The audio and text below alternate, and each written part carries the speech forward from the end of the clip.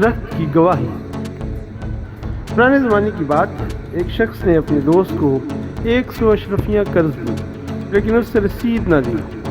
کچھ عرصے کے بعد جب اس نے قرض کی واپسی کا مطالبہ کیا تو قرض دار دوست نے کہا، کون سی اشرفیاں، کیسی اشرفیاں؟ مجبوراً وہ شخص حاکم کے پاس گیا اور شکایت کی۔ حاکم نے قرض دار کو بلایا اور کہا، تم نے اس شخص سے جو رقم لی ہے اسے واپس کیوں نہیں کرتے؟ قرض دار، میں نے اس سے کوئی رقم نہیں لی، یہ جھوٹ بولتا ہے۔ حاکم نے دونوں کو قاضی کے پاس بھیج دیا تاکہ قاضی کی عدالت میں ان کا فیصلہ ہو۔ قاضی نے دونوں کی بات سن کر کہا، ایک مدعی ہے اور دوسرا انکار کرتا ہے، قانون یہ ہے کہ مدعی گواہ پیش کرے۔ مدعی نے کہا، نہیں، میرے پاس کوئی گواہ نہیں۔ قاضی، تم کہتے ہو کہ میرے پاس کوئی گواہ نہیں ہے، میں علم غیب نہیں جانتا، اس لیے قرض دینے کے واقعے کا گواہ ضروری ہے تاکہ مجھے حقیقت کا پتہ چل سکے۔ مدعی نے کہا کہ یہ شخص میرے بچپن کا دوست ہے اور اس کی ضرورت کے لیے میں نے اس کو 100 اشرفیاں دی، لیکن اب یہ مجھے واپس نہیں کر رہا۔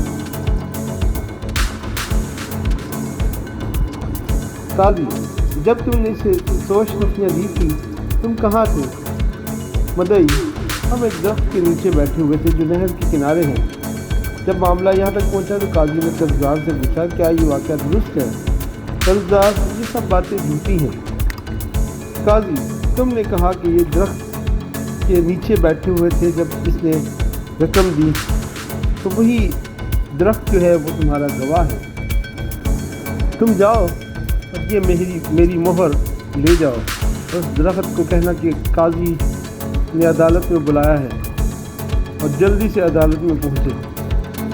وہ شخص چلا گیا اور درخت جہاں پر موجود تھا وہاں پر جانے لگا۔ راستہ کافی طویل تھا۔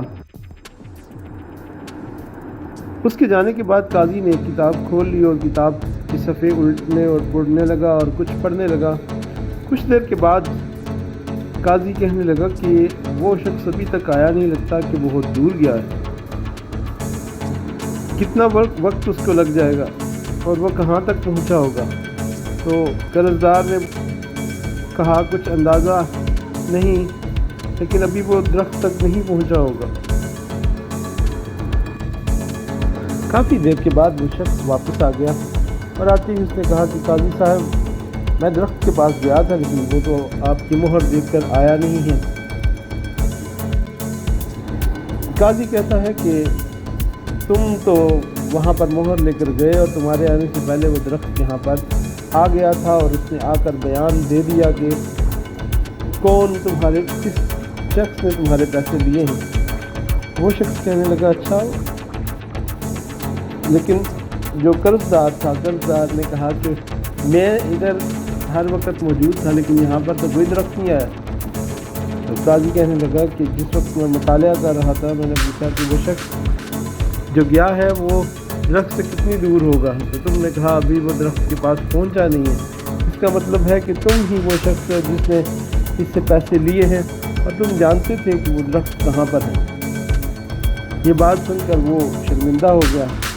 قرض دار کہنے لگا، واقعی ہی میں نے اس سے قرض لیا تھا۔ قاضی نے حکم دیا کہ اس کا قرض واپس کیا جائے۔ قرض دار نے کہا کہ ٹھیک ہے، میں اس کا قرض واپس کر دیتا ہوں۔ اس طرح قاضی کی دانائی نے بغیر گواہ کے حقدار کو اس کا قرض ادا کرنے میں مدد دلا دی اور اس کو اس کا حق مل گیا۔